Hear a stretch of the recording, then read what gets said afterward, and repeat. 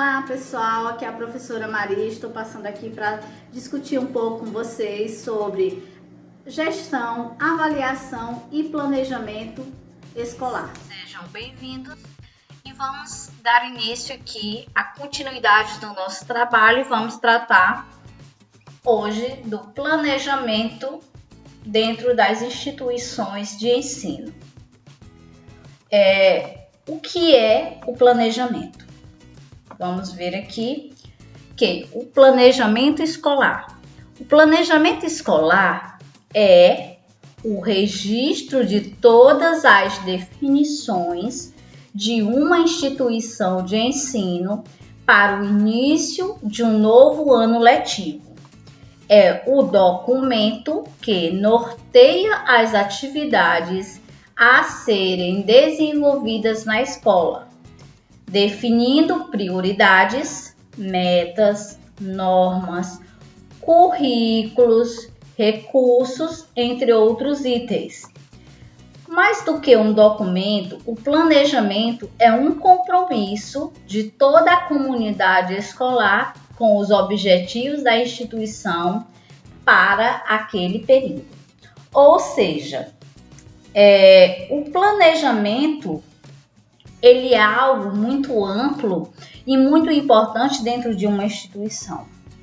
Se nós não tivermos um bom planejamento, nós não vamos conseguir alcançar um bom resultado.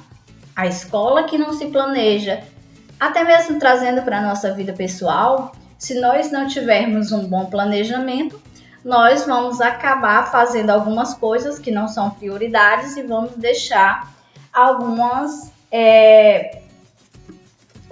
algumas prioridades em segundo plano, né? Então, nós podemos dizer que qualquer coisa que acontece em uma instituição de ensino deve estar devidamente organizado como parte de um planejamento escolar. Antecipar as atividades pedagógicas é fundamental para assegurar a qualidade do ensino-aprendizagem. Aqui também é importante ressaltarmos que para que um planejamento ele seja um momento de reflexão, é preciso que haja a interação entre todos que estão envolvidos no processo de ensino-aprendizagem. Então, o momento de planejamento é um momento de reflexão, é um momento de análise, é um momento de previsão daquilo que pretendemos desenvolver ao longo de um período.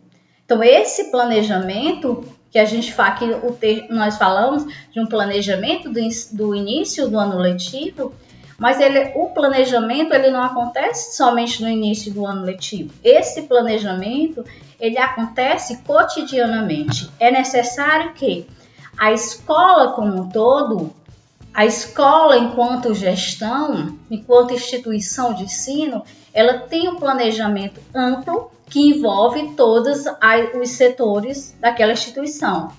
E cada setor ele tem um planejamento individual, ou seja, cada professor tem o seu planejamento. Para cada tipo de aula é um planejamento específico. Se vamos comemorar uma data comemorativa, é um outro planejamento. Se vamos realizar um projeto, é preciso um novo planejamento. Esse ano, especificamente, nós estamos vivendo uma excepcionalidade, onde nós fizemos um planejamento, esse planejamento ele teve que ser engavetado. Talvez ele não seja mais retomado esse ano, porque nós estamos em um período em que as nossas escolas tiveram que fechar. Nós vamos ter que voltar mais com um outro planejamento. E esse planejamento ele vai se tomando forma, ele vai se definindo à medida em que os acontecimentos vão ocorrendo.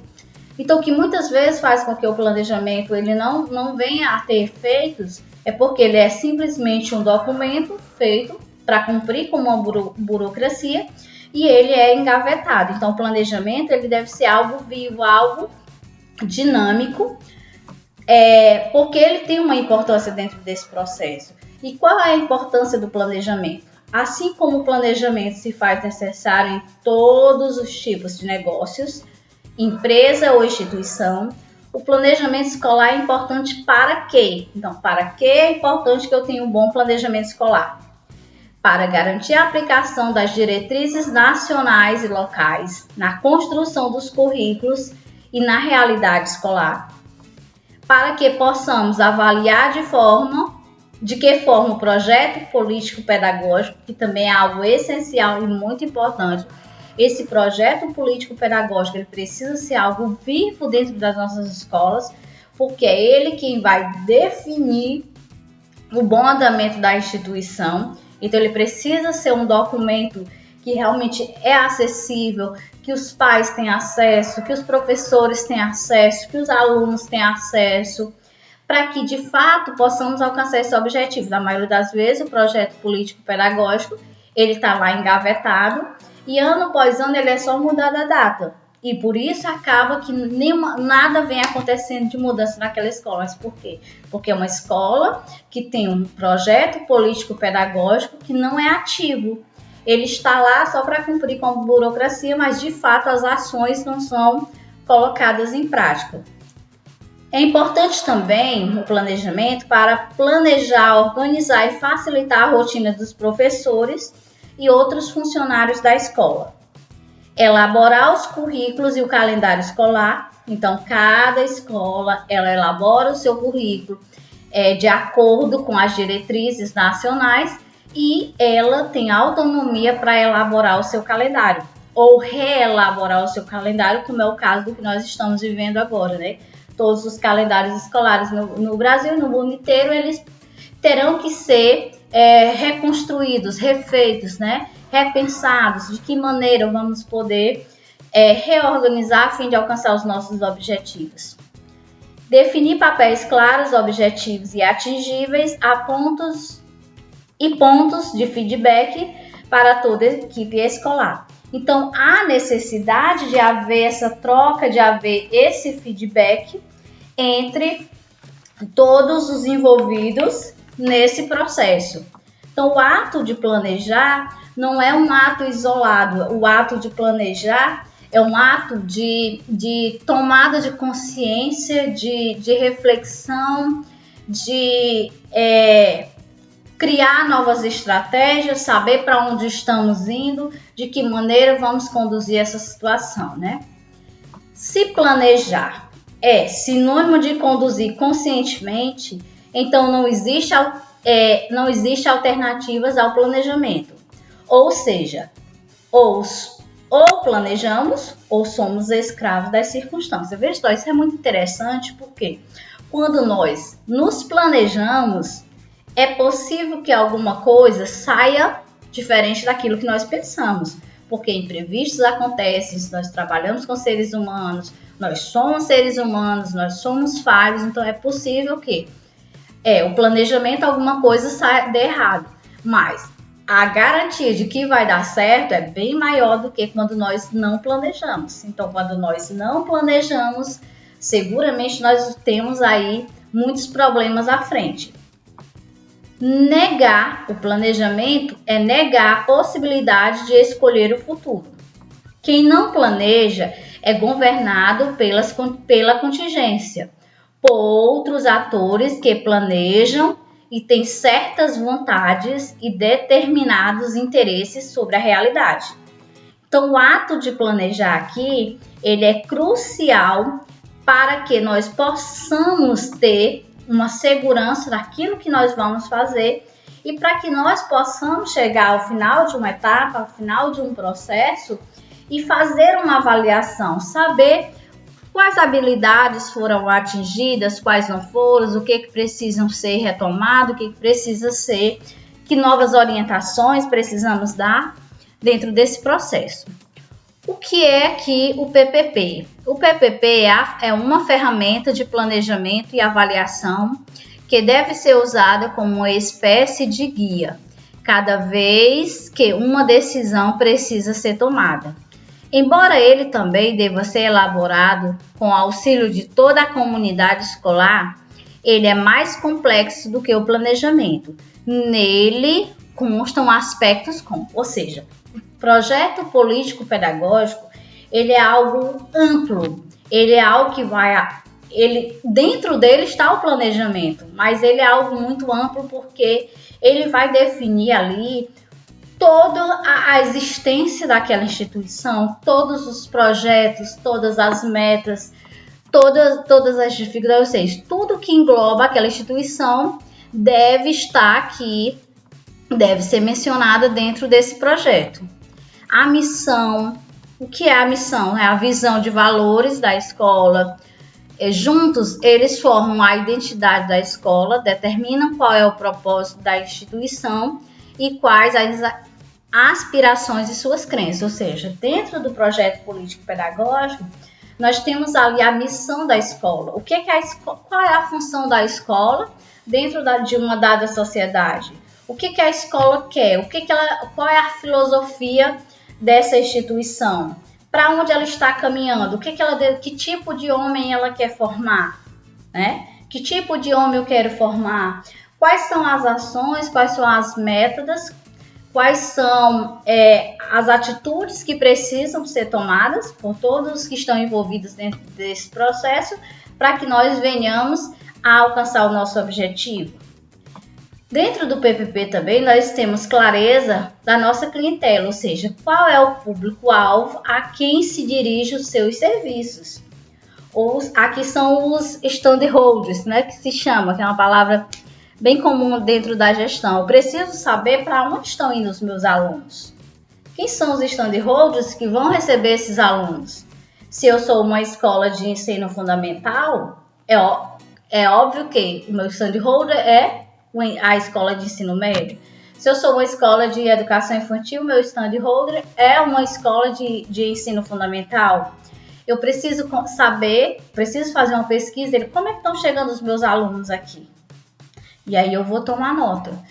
Os alunos chegaram com dificuldade de leitura e escrita. Então, dentro do meu próximo planejamento, já é uma das minhas metas, já é uma das minhas ações, trabalhar para sanar essa dificuldade. Que tipo de comunidade eu estou inserida? Eu estou em um grande centro, eu estou numa comunidade menos favorecida. Como é o meu público-alvo? Quem são os meus alunos? Quem são os seus pais? Como eles vivem? Então, essas informações, elas são fundamentais na hora de tomarmos as nossas decisões.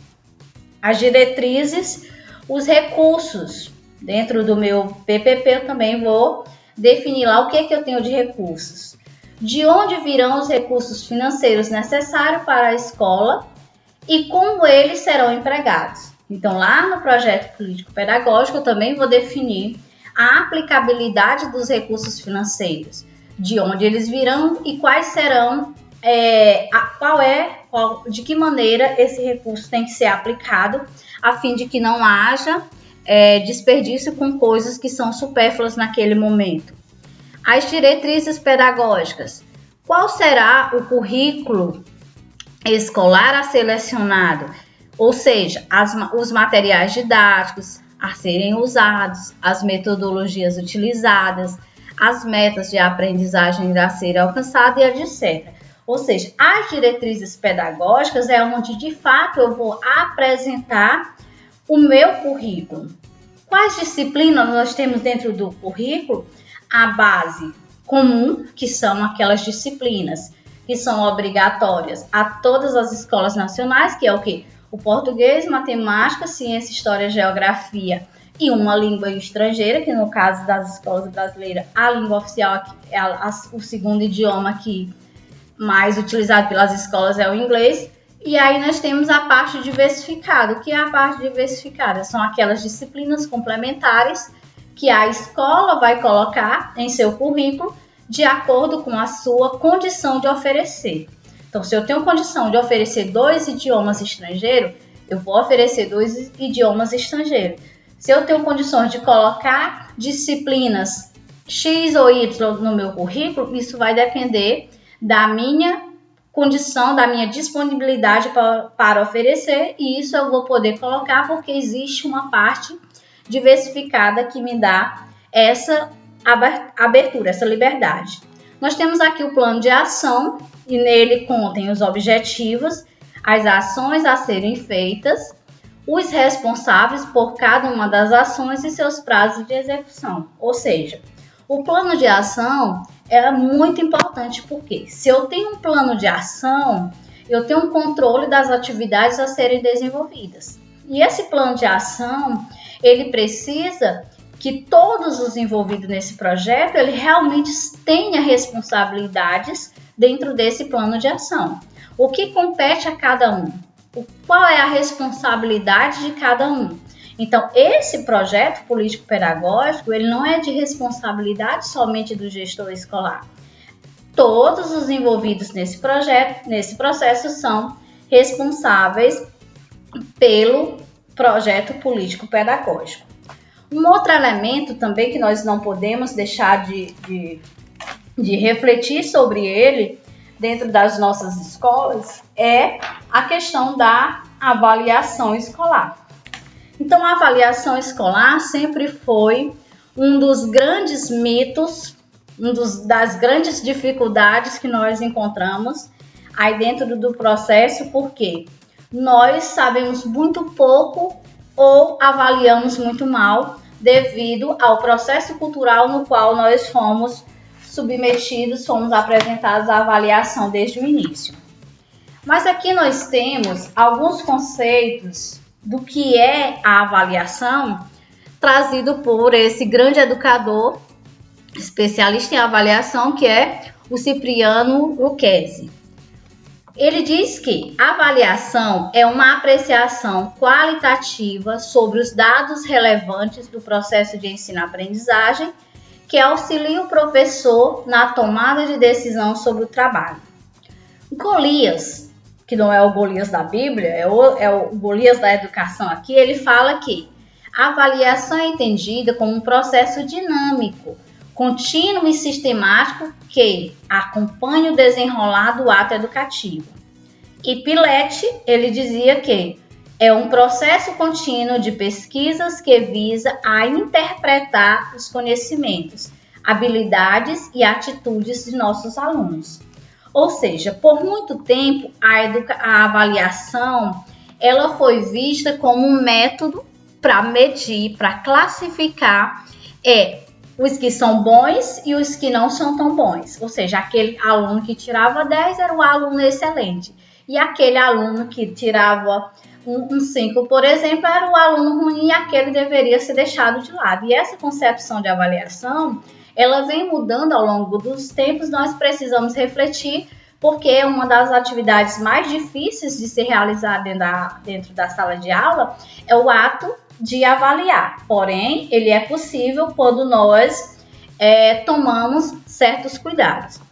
Continuando aqui com a reflexão de Lucchesi, ele diz que métodos devem ser usados no processo de avaliação. A avaliação é constituída de instrumentos de diagnóstico, que leva a uma intervenção visando a melhoria da aprendizagem. Se ela for obtida, o estudante será sempre aprovado, por ter adquirido os conhecimentos e as habilidades necessárias.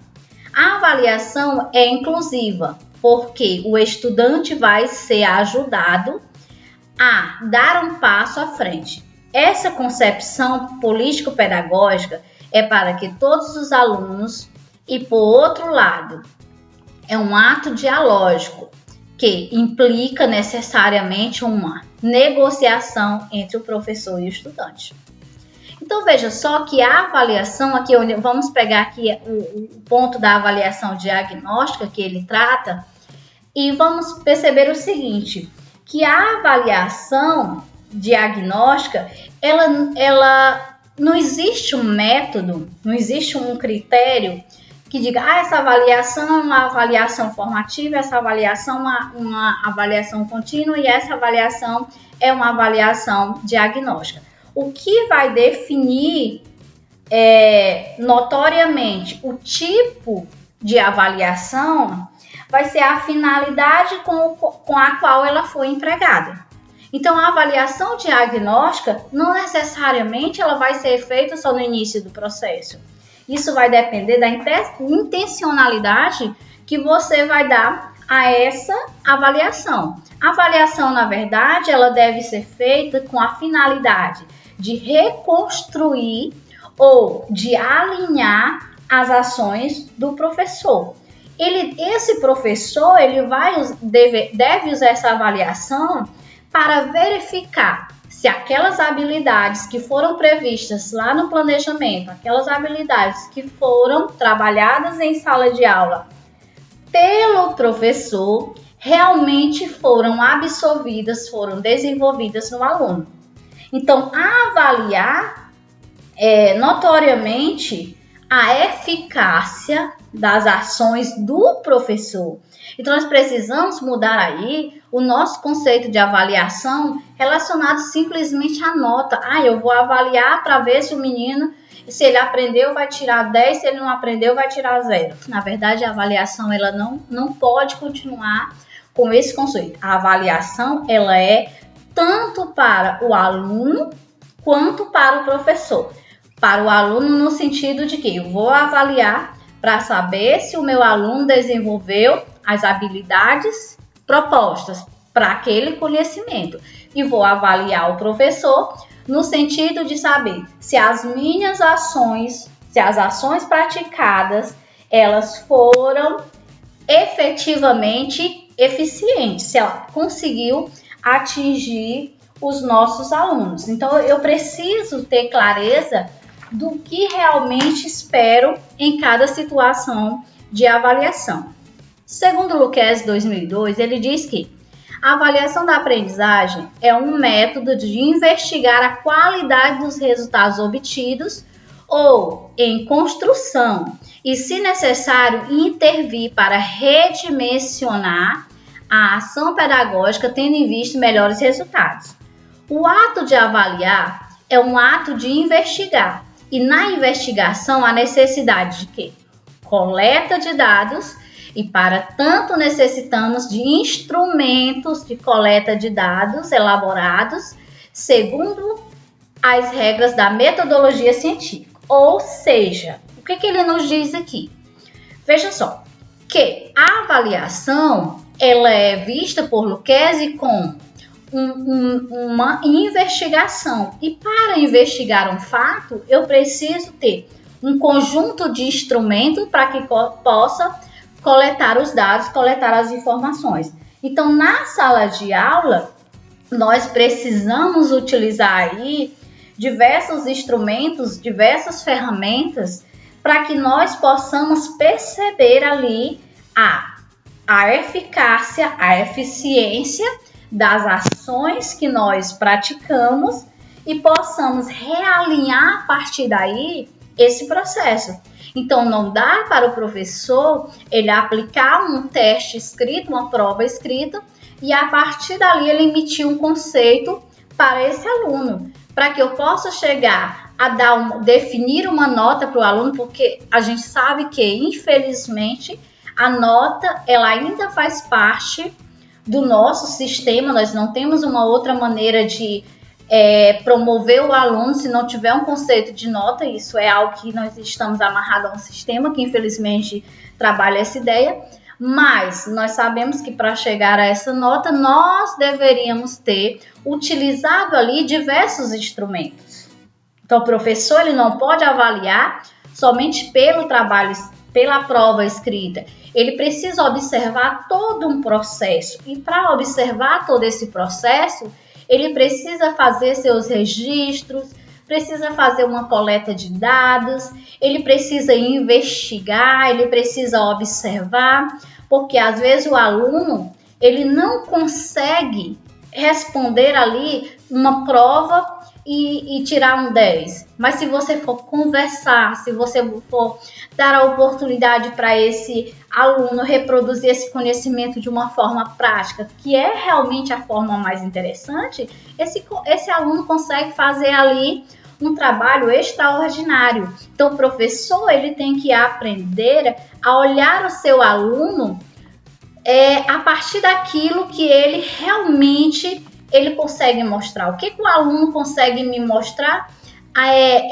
através desses instrumentos? Então, o que o professor tem que aqui realmente tirar da sua agenda é a ideia de prova como instrumento, como ameaça. E muitas vezes a gente sabe que isso ainda acontece.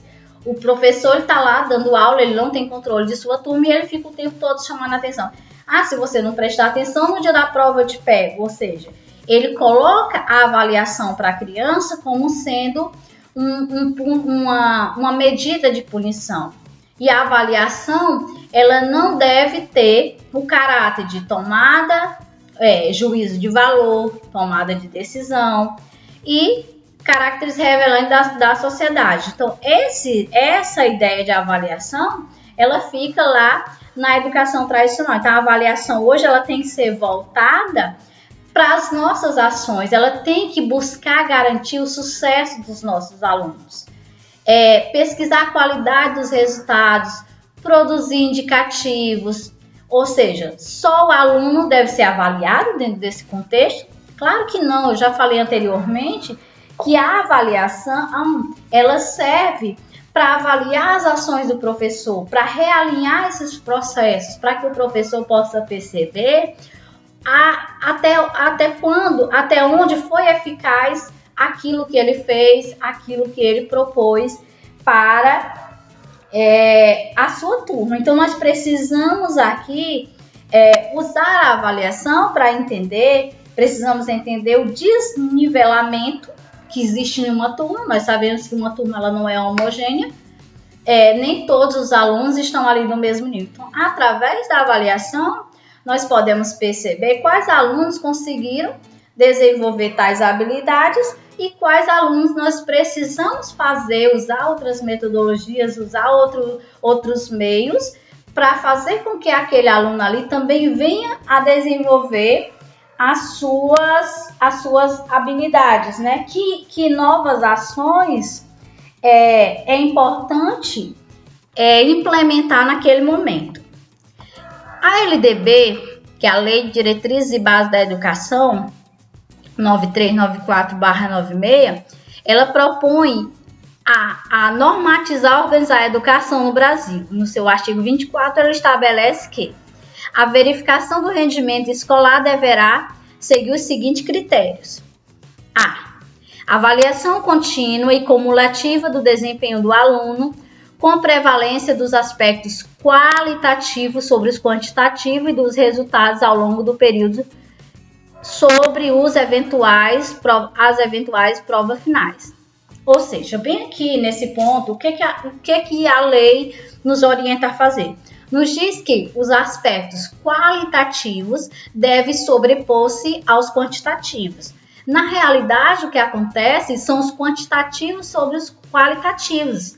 Ou seja, nós sabemos que muitas instituições de ensino hoje elas estão preocupadas com a quantidade, com os números, com aqueles números que nem sempre eles condizem com a verdadeira identidade da instituição. Ou seja, não adianta você maquiar, porque no momento que esse aluno sair da sua escola e for para uma outra escola, o conhecimento dele vai ser colocado à prova. Ele vai mostrar se realmente ele tem aquela qualidade. Às vezes a gente vê uma cidade aqui no Brasil, por exemplo, tem cidades que a gente vê que o IDEB está lá em cima. E aí quando você vai lá, conversa com as pessoas, você percebe que a educação daquela cidade não tem bases para ter o IDEB que tem. A gente percebe que nesse momento o que aconteceu? Lá foi priorizado os aspectos quantitativos em vez dos qualitativos. Lá no ponto B diz que possibilidade de aceleração de estudos para alunos com atraso escolar. A avaliação também, ela permite a progressão desses alunos.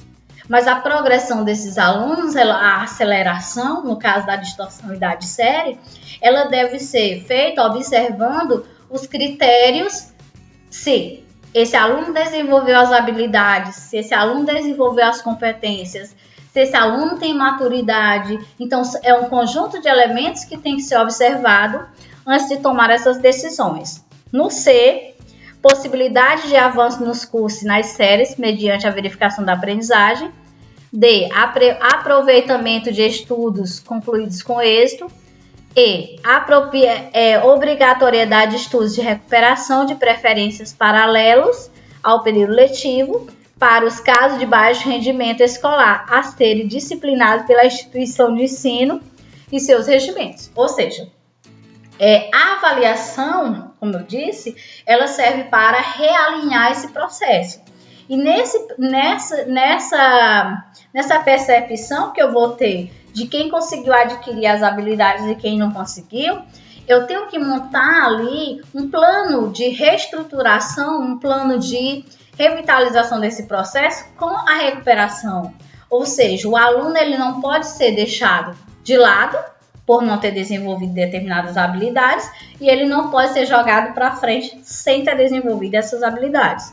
Então, percebido isso, a escola tem que elaborar um plano de recuperação para que esse aluno não venha a ter prejuízos posteriormente. Para Lucchesi, avaliar é juízo de qualidade sobre os dados relevantes, tendo em vista uma tomada de decisão. Há aqui 3 variáveis, que é a avaliação diagnóstica, a avaliação formativa e a avaliação somativa. Devem estar juntas para que o ato de avaliar cumpra o seu papel. Ou seja, o tempo todo nós devemos fazer a avaliação diagnóstica, a avaliação formativa e a avaliação somativa. Porém, o que vai classificar, não existe uma característica específica para cada um desses tipos de avaliação. O que vai definir uma avaliação diagnóstica, por exemplo, é a intencionalidade, ou seja, é a finalidade com a qual ela foi empregada. O Enem, por exemplo, é uma avaliação diagnóstica? Pode ser que sim, se nós formos olhar do ponto de vista da escola. A escola vai fazer para quê? O intuito da escola ali é ver qual a maior nota, quantos alunos conseguiram passar, quantos alunos conseguiram aprovação, quantos alunos conseguiram a nota máxima em português, quantos alunos, enfim, para a escola nesse momento ela é um diagnóstico. Pro próprio ministério, ela é o quê? Ela é uma avaliação diagnóstica. Para o aluno, ela é o quê? Uma avaliação formativa, porque ele vai permitir ali uma progressão desse aluno segundo a nota obtida. Então, nós devemos sempre lembrar de realizar essas 3 avaliações, mas temos que ter a serenidade na hora de aplicar. Aqui só para retomar onde ele coloca a importância do feedback, ou seja, da conversa e do diálogo entre esses 3 elementos, e aqui nós devemos não nos esquecermos de que quanto mais recursos, quanto mais instrumentos, quanto mais ferramentas você tiver no momento de avaliar, mais transparência você irá obter nos resultados. Que ele reforça que a avaliação diagnóstica, a existência da avaliação traz como função levar o professor a constatar se os alunos estão ou não preparados para adquirir novos conhecimentos e identificar as dificuldades de aprendizagem, ou seja, perceber aqui quais lacunas ficaram, quais lacunas precisam ser preenchidas. A ideia que se tem de avaliação. O que queremos quando avaliamos os nossos alunos?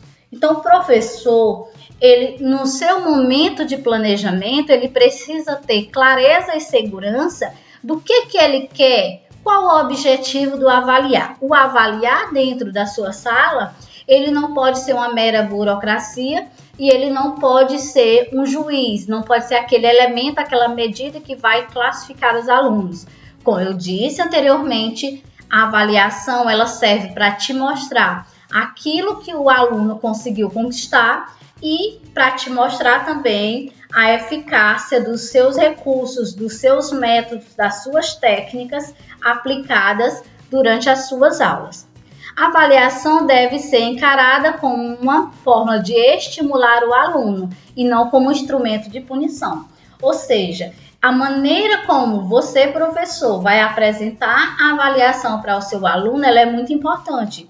Se você colocar a avaliação como sendo algo que vai ali definir o futuro dele, obviamente esse aluno ele poderá ter alguns problemas em relação à avaliação. Um exemplo disso, ele não se sentir seguro na hora de avaliar porque ele fica com medo. Aqui é definitivo. Aqui ou eu vou ser classificado como bom ou vou ser classificado como um aluno ruim. Então o professor ele tem que ter esse cuidado, mostrar que a avaliação ela faz parte do processo, mas ela não está ali para julgar, ela está ali para ajudar. Ela é um ponto de partida para que o professor possa ajudar. Aqueles que não foram tão bem, não foi tão bem, mas nós podemos melhorar a partir desses resultados. Então, usar os dados da avaliação para trazer melhorias para a sua prática, trazer melhorias dentro desse processo, para ajudar o aluno a progredir. A articulação do instrumento com os conteúdos planejados, ensinados e aprendidos. Cobrir uma amostra significativa dos resultados ensinados e aprendidos. Compatibilizar as habilidades motoras, mentais, imaginativas com o instrumento, com a habilidade trabalhada. O professor aqui, ele tem que ter uma coerência entre aquilo que ele trabalhou na sala de aula e aquilo que ele vai cobrar. Um exemplo, se eu na sala de aula eu trabalho sempre questões subjetivas e na hora da avaliação eu vou querer trabalhar questões objetivas, não vai dar certo. Há uma incompatibilidade aí entre aquilo que eu trabalhei e aquilo que eu vou cobrar dos meus alunos.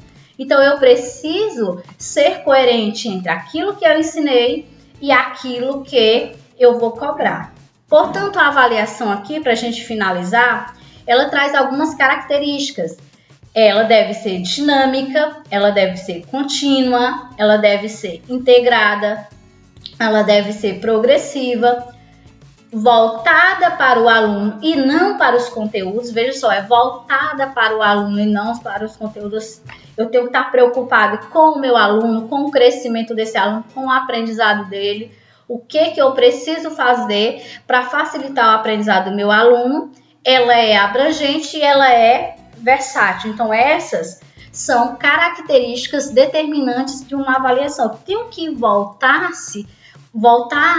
o meu olhar, o meu cuidado, a minha atenção, no sentido de ver que os resultados da minha avaliação não serão usados para fazer um juízo sobre determinado aluno, mas para eu ver aonde de fato nós precisamos fazer ali uma intervenção, trabalhar de uma maneira diferente.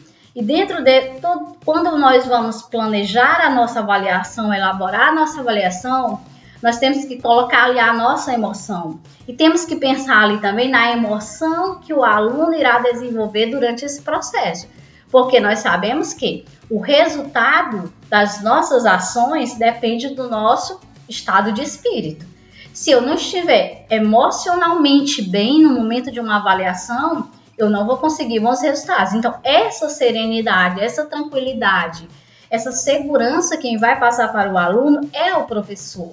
Mostrar que a avaliação é uma etapa desse processo, que ele tem que passar por isso com tranquilidade, com serenidade, e que os resultados nada mais serão do que um aparato de informações para que nós possamos continuar crescendo, continuar melhorando, que no final todos possam alcançar o sucesso. Então, espero que vocês tenham compreendido, mas recomendo que vocês procurem se fundamentar mais com algumas leituras, que vocês procurem mais informações sobre esse assunto, porque aqui é só uma breve explanação. Então, meu obrigado a todos.